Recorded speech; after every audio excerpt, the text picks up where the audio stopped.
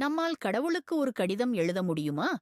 அப்படி எழுதி அதற்கு பதிலும் வந்தால் எந்தவித சலனமும் இல்லாமல் அதை ஏற்றுக்கொண்டு செல்ல முடியும் என்றால் இந்த கதையில் வரும் லெஞ்சோ நீங்களாகவும் இருக்கலாம்.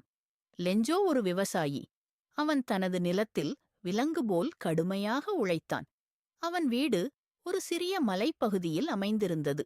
அங்கிருந்து பார்த்தால் அவனுடைய மக்காச்சோளப் பயிர்கள் மஞ்சள் நிறப் பூக்களுடன் அழகாகத் தோன்றும். அதன் கீழே பாய்ந்து ஓடும் ஆறு பார்ப்பதற்கு மிக அழகாக இருக்கும். அவன் மிகுந்த கடவுள் நம்பிக்கை உடையவனாக இருந்தான். அவன் ஒரு விவசாயியாக இருந்தாலும் அவனுக்கு எழுதவும் படிக்கவும் தெரிந்திருந்தது. அன்று ஒரு மாலை பொழுது லெஞ்சோ வடகிழக்கு பகுதியில் வானத்தை பார்த்துக் கொண்டிருந்தான். அவன் தன் மனைவியிடம் இன்று மழை கண்டிப்பாக பெய்யும் என்று கூறினான். அதற்கு அவள், எல்லாம் ஆண்டவன் அருள்படி நடக்கும் என்றாள். அவள் அப்போது சமைத்துக் கொண்டிருந்தாள். அவள் அவனுடைய குழந்தைகளைச் சாப்பிடக் கூப்பிட்டாள். பெரிய வளர்ந்த குழந்தைகள் லேன்சோவுடன் வேலை செய்து கொண்டிருந்தனர். சிறியவர்கள் அங்கே விளையாடிக் கொண்டிருந்தனர். அந்த நேரத்தில் மழை பெய்யத் தொடங்கியது. விழுந்த மழைத்துளிகள் அவனுக்கு வெள்ளி 5 பேசோ மதிப்புள்ள நாணயங்கள் போல் தோன்றின. அந்த மழையால் விளைச்சல் அதிகரித்து அவனுடைய வருமானமும் உயரும் என்று எண்ணினான். அதனால் அந்த மழையை அவன் மனமார ரசித்தான். ஆனால் மழைத்துளிகளோடு சேர்ந்து திடீரென ஆலங்கட்டி மழையும் பெய்யத் தொடங்கியது. அதை பார்த்த சிறுவர்கள் அதை எடுத்து விளையாடத் தொடங்கினர். நேரம் செல்லச் செல்ல ஆலங்கட்டி மழை மலைபோல் பெரியதாக விழத் தொடங்கியது. லென்சோ இந்த மழை சீக்கிரம் நின்றுவிட வேண்டும் என்று எண்ணினான். ஆனால் மழை நீண்ட நேரம் பெய்தது. அதனால் அவன் தோட்டம் முழுவதும் நாசமாயிற்று. அங்கே ஒன்றும் கூட மிச்சமில்லை. அவன் தோட்டம் முழுவதும் போர்க்களம் போல சிதைந்திருந்தது. நொறுங்கிய பயிர்களுக்கு நடுவே மெதுவாக நடந்தான்.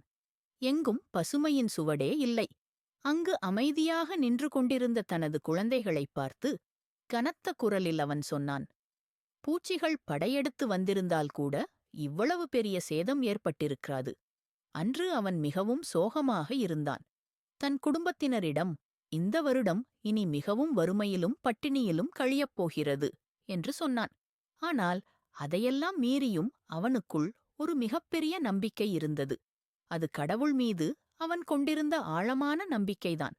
கடவுள் நிச்சயமாக தனக்கு உதவுவார் என்ற உறுதியான நம்பிக்கையுடன் அவன் இருந்தான். அன்றிரவு லெஞ்சோ கடவுளுக்கு ஒரு கடிதம் எழுதினான். கடிதத்தில் அவன் சொன்னது, எனக்கு 100 பெசோ பணம் வேண்டும். அது இருந்தால்தான் அடுத்த வருடம் அறுவடை வரைக்கும் வாழ முடியும். தயவு செய்து எனக்கு உதவுங்கள். அந்த கடிதத்தை லெஞ்சோ ஸ்டேம்ப் போட்டி போஸ்ட் பாக்ஸில் போட்டான். அப்போது போஸ்ட் மாஸ்டர் அந்த கடிதத்தை எடுத்தார். கடிதத்தின் அனுப்புனர் பக்கத்தில் கடவுள் என்று எழுதியிருந்தது. அவர் இதுபோன்ற ஒரு கடிதத்தை தன் வாழ்க்கையில் இதுவரை ஒருபோதும் பார்க்கவில்லை. அந்த கடிதத்தை போஸ்ட் மாஸ்டர் தனது தலைமை அதிகாரியிடம் காண்பித்தார். அதை பார்த்த அலுவலகத்தில் இருந்த ஊழியர்கள் அனைவரும் சிரித்தனர். தலைமை அதிகாரி தோற்றத்தில் மிகவும் கடுமையானவராகவும் முரட்டுத்தனமுள்ள நபராகவும் தெரிந்தார். ஆனால் உண்மையில் அவரது மனம் மிகவும் கருணை நிறைந்தது. அவர் அமைதியானார். அவனுக்குள் இருக்கும் நம்பிக்கை நமக்கும் இருந்தால் மிக நன்றாக இருக்கும் என்று தனது சக ஊழியர்களிடம் சொன்னார். பின்னர் அவனுக்கு உதவ முடிவு செய்தார். அவர் தனது நண்பர்களிடமும் தனது சக ஊழியர்களிடமும் உதவி கேட்டார். தனது ஊதியத்திலிருந்து ஒரு பகுதியை எடுத்துக் வைத்தார்.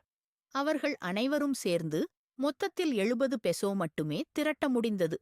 பின்னர் அந்த பணத்தை ஒரு கவரில் வைத்து அதற்குள் ஒரு சிறிய கடிதத்தையும் சேர்த்தார். அந்த வார ஞாயிற்றுக்கிழமை அந்த நாள் லென்சோ மிக விரைவாக அஞ்சலகத்திற்கு வந்துவிட்டான். தனக்கு ஏதாவது கடிதம் வந்திருக்கிறதா என்று கேட்டான். ஒரு ஊழியர் ஒரு கவரை எடுத்து அவனிடம் கொடுத்தார். அதை மறைந்து நின்று அஞ்சலக அதிகாரி கவனித்துக் கொண்டிருந்தார்.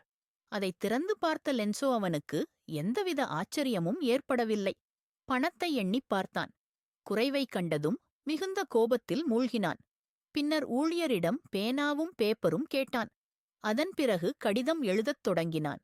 அந்த கடிதத்தில் தான் மிகவும் கஷ்டத்தில் இருப்பதாகவும் கண்டிப்பாக மீதமுள்ள தொகை தேவை எனவும் தாங்கள் அனுப்பிய பணத்தில் 70 பெசோக்கள் மட்டுமே கிடைத்ததாகவும் எழுதியிருந்தான்.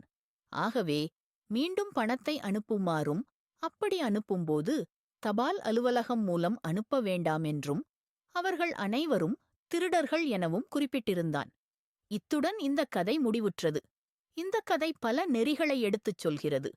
கடவுள் மீது கொண்ட அதீத நம்பிக்கை சக மனிதர்களிடமுள்ள மனித நேயத்தை காண முடியாமல் செய்துவிடுகிறது. அதேபோல் கடவுள் உதவியை நேரடியாகச் செய்ய மாட்டார். அது சக மனிதர்களின் வழியேதான் நடைபெறும் என்பதையும் இந்த கதை உணர்த்துகிறது. மேலும் உதவி செய்யும்போது எந்தவித எதிர்பார்ப்பும் இன்றி தூய மனதுடன் செய்ய வேண்டும் என்பதையும் இது அழகாக வெளிப்படுத்துகிறது.